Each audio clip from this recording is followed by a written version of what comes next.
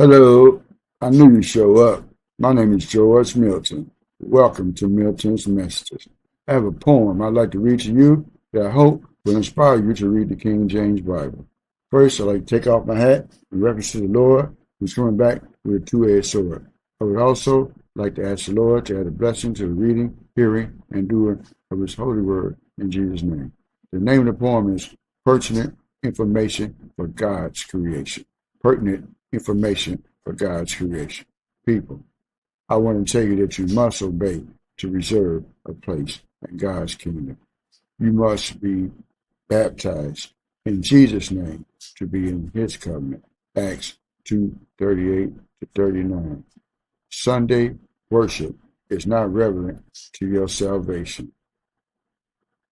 You must keep the commandments. That's your first and most important occupation. Ecclesiastes 12:13-14. Oh, it's in the book if you take a look. Some things God considers sins could make your hair stand on end once you find out. You have to read the King James Bible to find out, so you don't end up down south in the lake of fire. Don't kick against Jesus and pout. Just do it.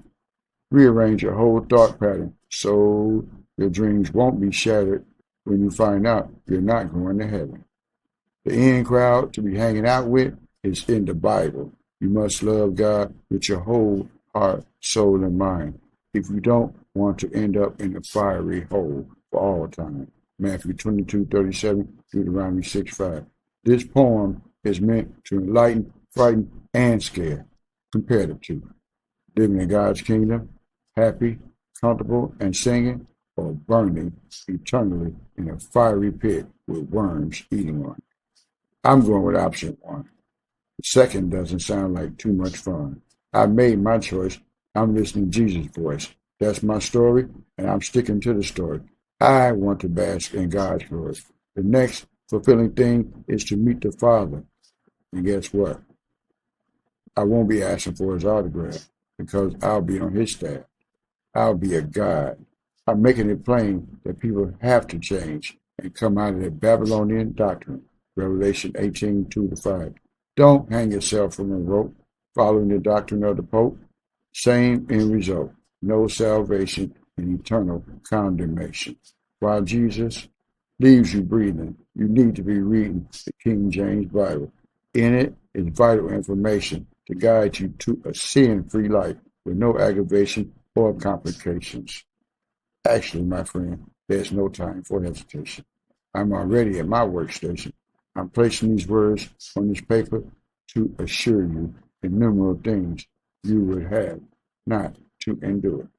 If you give your life to Jesus, Romans 12:1-2, there is only one way, Jesus. John 14:6. I'm not doing this for profit or kicks, only warning you that Satan has many, many tricks that will get you cut off. Jesus ain't coming back soft, y'all. It would be an ungodly, total sin and loss if you don't read the King James Bible and obey.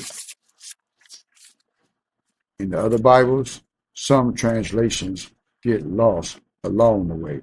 Obey. It's not hard if you want to be set apart and free to see the kingdom. Now I'm going to do something the devil never did. I'm going to leave you alone in your thoughts. P.S. Daily reading would be pleasing to you and God.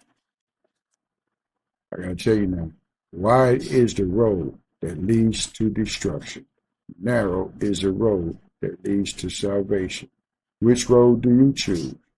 Think about it. Please like, share, and subscribe. That is all for today. Thank you for listening. Thank you for viewing.